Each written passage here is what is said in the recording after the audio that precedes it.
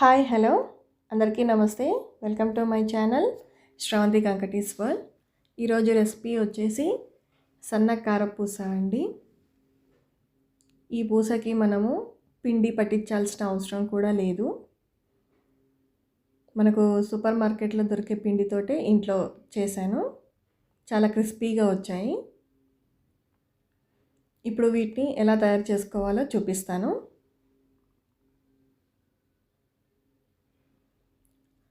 ఒకటి పెద్ద బౌల్ తీసుకోవాలి.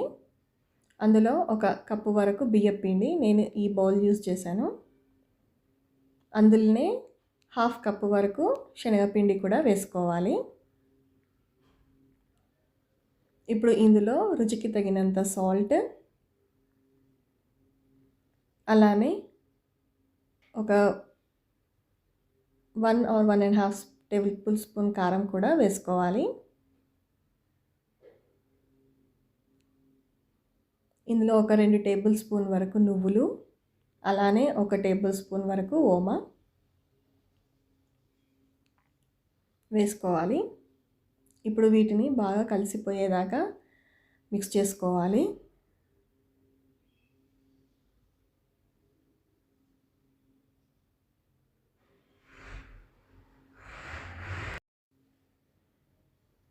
ఇలా మిక్స్ చేసుకున్న తర్వాత నా దగ్గర బటర్ ఉందండి. నేను ఆ బటర్ని వేసుకున్నాను. బటర్కి బదులు వెన్న కూడా వేసుకోవచ్చు. అది కూడా వేసుకొని బాగా కలుపుకోవాలి. ఎంతలాగా అంటే మనం పిండిని ఇలా పట్టుకొని చూస్తే ముద్దలాగా అవ్వాలి. ఇప్పుడు పర్ఫెక్ట్గా ఉంది. ఇప్పుడు ఇందులో కొద్దిగా వాటర్ వేస్తూ చపాతీ పిండిలాగా సాఫ్ట్గా కలుపుకోవాలి. ఇక్కడ నేను చన్నీళ్ళే యూజ్ చేస్తున్నానండి.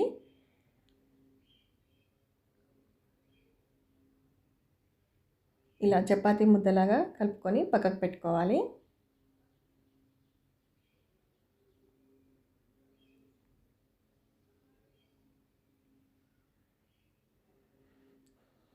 ఇప్పుడు పూసను ఒక మెషిన్ ఉంటుంది కదండి, అది తీసుకొని దానికి కాస్త ఆయిల్ అప్లై చేసుకోవాలి. ఇప్పుడు కాస్త పిండిని తీసుకుంటూ అందులో నింపుకోవాలి. ఇలా పిండినంతా నింపుకోవాలి.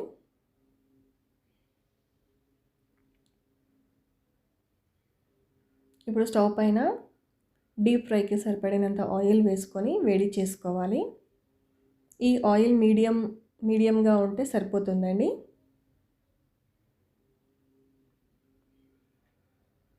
ఇప్పుడు ఆ మెషిన్లో వేసాం కదా, అది ఈ రకంగా నొక్కుంటే సరిపోతుంది.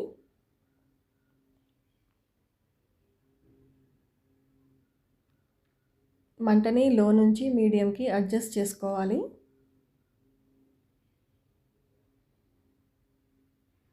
ఇలా అడ్జస్ట్ చేసుకుంటూ మనం కాల్చుకోవాలి. త్వరగానే కాలిపోతుందండి.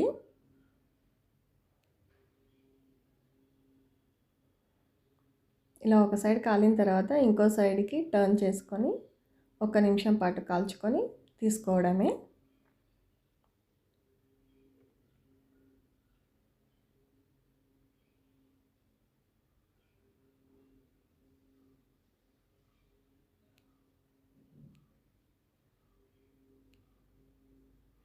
మనం బటర్ యూజ్ చేసాం కదండి, పూస గుల్లగా వస్తుంది.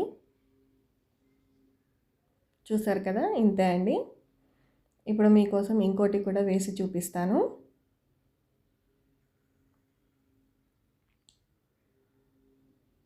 ఇలా వేసే టైంలో మంటని చిన్నగా పెట్టుకోవాలి. మొత్తం వేసుకున్న తర్వాత మంటని మీడియం ఫ్లేమ్కి పెట్టుకొని కాల్చుకోవాలి.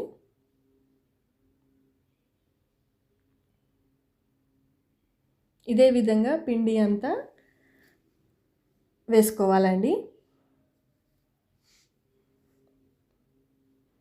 మీకు నా ఛానల్ కనుక నచ్చినట్లయితే లైక్ చేయండి, షేర్ చేయండి, సబ్స్క్రైబ్ చేసుకోండి. Thank you for watching.